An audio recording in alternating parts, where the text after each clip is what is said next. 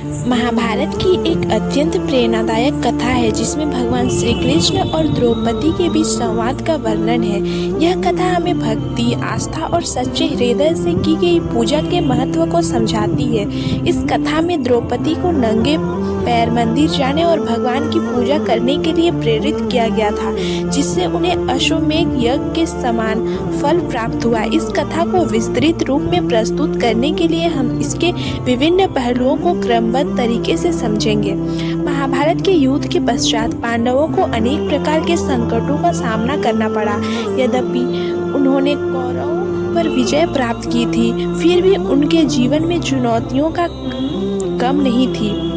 द्रौपदी, जो पांडवों की पत्नी थी, ने इन संकटों का सामना करते हुए अपने परिवार की सुरक्षा और समृद्धि की कामना की। एक दिन द्रौपदी ने भगवान श्री कृष्ण से मिलने का संकल्प लिया। वह जानती थी कि श्री कृष्ण ही एकमात्र ऐसे व्यक्ति हैं जो उनके संकटों का समाधान कर सकते हैं। भगवान श्री कृष्ण ने द्रौपदी की पुकार सुनी और वे उनसे मिलने आए। द्रौपदी ने अपने कष्टों और चिंताओं को भगवान के सामने रखा और उनसे उपाय पूछा।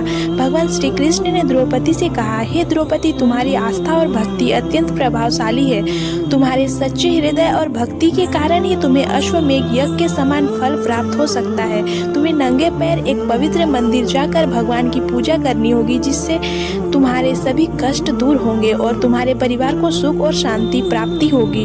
द्रौपदी ने श्री कृष्ण की बातों को ध्यान से सुना और उन्होंने संकल्प लिया कि वह नंगे पैर मंदिर जाएंगी और भगवान की पूजा करेंगी। उन्होंने यह संकल्प करते हुए अपने पति पांडवों को भी इस बात की सूचना दी। पांडवों ने द्रौपदी के संकल्प का समर्थन किया और उन्हें इस कार्य के लिए प्रोत्साहित किया। द्रौपदी ने मंदिर जाने के लिए तैयारियां शुरू कर दी। उन्होंने अपने पति पांडवों से आशीर्वाद लिया और नंगे पैर मंदिर की ओर प्रस्थान किया, क्योंकि उन्हें पैदल ही लंबी दूर तय करनी थी। द्रौपदी ने नंगे पैर यात्रा प्रारंभ की। उनके हर कदम में भक्ति और श्रद्धा थी। रास्ते में उन्हें कई कठिनाइयों का सामना करना पड़ा, लेकिन उन्होंने हिम्मत नहीं हारी। उनका मनोबल और संकल्प उन्हें आगे बढ़ाने के लिए प्रेरित करता रहा। यात्रा के दौरान प्रकृति ने भी द्रौपदी की परीक्षा ली। मौसम ने भी कई बार उनके रास्ते में बाधाएं उत्पन्न की, लेकिन द्रौपदी ने हर परिस्थिति का धैर्यपूर्वक सामना किया। उन्होंने अपनी आस्था को कभी कम नहीं होने दिया और हर चुनौतियों को पार किया। द्रौपदी की यात्रा के दौरान कई भक्तों ने उनका समर्थन किया। जब लोग उनकी भक्ति और संकल्प को देख रहे थे तो उन्होंने भी उनकी सहायता करने का निर्णय लिया। उन्हें रास्ते में जल, भोजन और विश्राम का स्थान प्रदान किया गया। यह समर्थन द्रौपदी के संकल्प को और मजबूत बनाता रहा। लंबी और कठिन यात्रा के बाद अंततः द्रौपदी मंदिर पहुंच गई। उन्होंने अपने थके हुए पैर और शरीर को विश्राम देने के लिए थोड़ी देर रुकी। फिर उन्होंने मंदिर के अंदर प्रवेश किया और भगवान के समक्ष साष्टांग प्रणाम किया। द्रौपदी ने मंदिर में भगवान की पूजा की विधि का पालन किया। उन्होंने अपने सच्चे हृदय से भगवान को अर्घ्य, पुष्प और दीप अर्पित किए। उनकी भक्ति और श्रद्धा को देखकर भगवान ने उनकी पूजा को स्वीकार किया। भगवान ने द्रौपदी की सच्ची भक्ति और श्रद्धा से प्रसन्न होकर उन्हें आशीर्वाद दिया।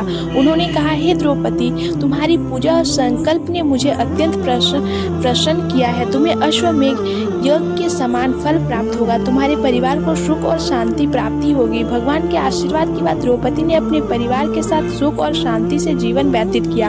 पांडवों को भी इस आशीर्वाद का लाभ मिला और उन्होंने अपनी प्रजा के साथ न्याय और समृद्धि के शासन किए। इस कथा का मुख्य संदेश यह है कि सच्चे हृदय से की गई पूजा और भक्ति का फल अवश्य मिलता है। द्रौपदी की आस्था और श्रद्धा ने उन्हें और उनके परिवार को संकटों से मुक्त किया और सुख शांति प्रदान की। भगवान श्री कृष्ण के आशीर्वाद से यह सिद्ध होता है कि ईश्वर की सच्ची भक्ति से जीवन के सभी कष्ट दूर हो सकते हैं। नंगे पैर की यात्रा का महत्व। नंगे पैर मंदिर जाने का प्रतीकात्मक महत्व यह है कि यह आस्था और समर्पण का प्रतीक है। जब हम नंगे पैर मंदिर जाते हैं तो यह दर्शाता है कि हम अपने अहंकार और भौतिक सुख सुविधाओं को त्याग कर ईश्वर के प्रति अपनी निष्ठा प्रकट कर रहे हैं। यह भक्ति एक उच्चतम अवस्था है जिसमें हम पूरी तरह से ईश्वर पर निर्भर हो जाते हैं। इस कथा को आधुनिक संदर्भ में भी देखा जा सकता है। आज भी जब हम अपने जीवन में कठिनाइयों का सामना करते हैं तो सच्ची भक्ति और आस्था हमें समाधान प्रदान कर सकती है। चाहे परिस्थिति कैसी भी हो, यदि हम ईश्वर में विश्वास रखते हैं और सच्चे मन से उनकी पूजा करते हैं तो हमें अवश्य ही सकारात्मक परिणाम प्राप्त होते हैं। उपसंहार, द्रौपदी और भगवान श्री कृष्ण की इस कथा से हमें यह सीख मिलती है कि आस्था, भक्ति और सच्चे हृदय से की गई पूजा का महत्व अत्यंत है।